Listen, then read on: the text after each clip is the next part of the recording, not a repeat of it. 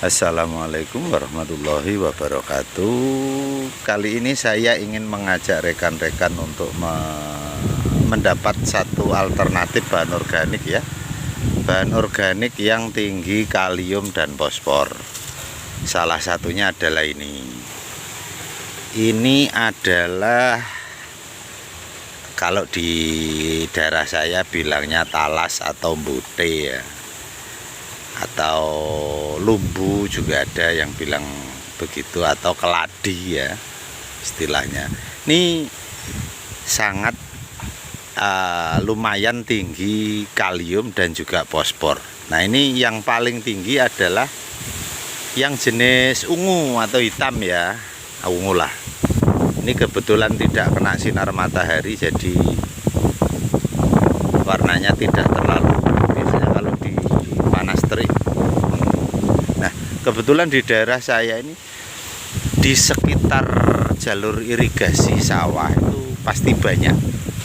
Nah, ini coba ini kita lihat tuh, di sana itu di seberang saluran irigasi itu banyak sekali ini, dan ini liar. Di daerah saya ini liar, jadi bisa dimanfaatkan untuk menjadi TOC karena kadar airnya cukup tinggi, jadi nanti bisa dimasukkan ke dalam ini, ke dalam ember tumpuk juga boleh. Langsung aja dimasukkan ke ember tumpuk, terfermentasi, nanti ada lindinya. Lindinya bisa dikategorikan sebagai salah satu sumber kalium dan fosfor. Dan tidak berhenti di situ, ada kandungan kalsium serta zat besinya. Nah, ini kita lihat di sisi lain ya. Ini sudah siang hari baru kena panas. Ini di tepi saluran air seperti ini di daerah saya memang banyak sekali. Jadi liar ya. Jadi kita bisa memanfaatkan untuk menjadi pupuk. Ini kita lihat, coba kita lihat. Nah, ini bagian yang paling banyak kandungan kaliumnya itu ada di umbinya sebetulnya. Tapi karena ini hidupnya di sekitar saluran irigasi, biasanya umbinya cuma sedikit atau kecil ya. Meski yang hitam atau ungu ya, atau jenis ungu ya, biasanya menyebutnya jenis ungu. Keladi ini ada juga jenis lain, dan itu kandungan kalium serta fosfornya juga hampir sama. Ini ada yang jenis putih ya, ini putih, keladi putih ini ya. Ini kita cek, coba kita cek ada umbinya enggak. Kayaknya ada umbinya ini. Nah, ada umbinya. Nah, ini bagian umbinya, ini kandungan kaliumnya yang paling tinggi. Ini dia yang ada umbinya, ini sampai berada di atas permukaan tanah sebesar ini ya. Soalnya kadang-kadang sama warga dibabati atasnya saja, nggak tahu bisa tumbuh lagi. Ini coba lihat. Nah, seperti ini. Ini habis dibabatin sama warga ini. Nah, seperti ini lumayan banyak umbinya. Cuma yang sudah warna hijau begini ya, biasanya kadar nitrogennya mulai banyak lagi. Ini juga bagian yang batang sama daunnya tetap saja memiliki kandungan nitrogen yang lumayan. Jadi bisa dibilang unsur haranya makro lumayan lengkap, NPK ada. Meski demikian nitrogennya tidak terlalu tinggi ya.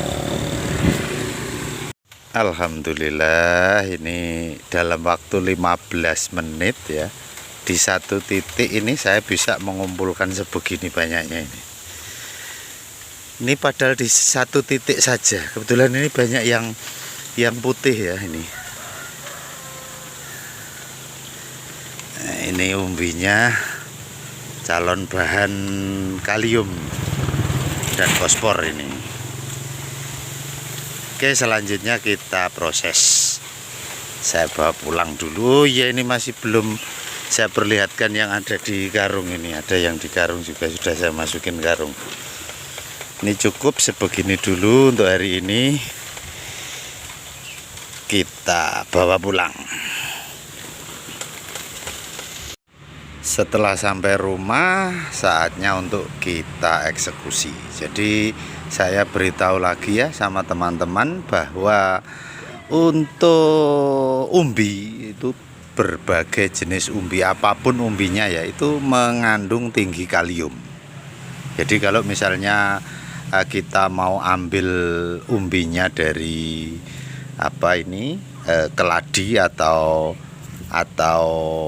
talas ini ya, ini untuk membuat pupuk pembuahan karena dia mengandung kalium tinggi, bisa kita pisahkan seperti ini ya. Nah, ini kita pisah umbinya saja yang kita pakai untuk membuat pupuk organik. Itu nanti arahnya adalah ke arah pembuahan. Tapi karena saya kebetulan pinginnya untuk pupuk berimbang, jadi semua saya gunakan. Nanti menyesuaikan saja pelaksanaannya untuk memasukkannya kapan, menyesuaikan dengan kondisi dari wadah pemroses lindi saya atau ember tumpuk lah ya namanya.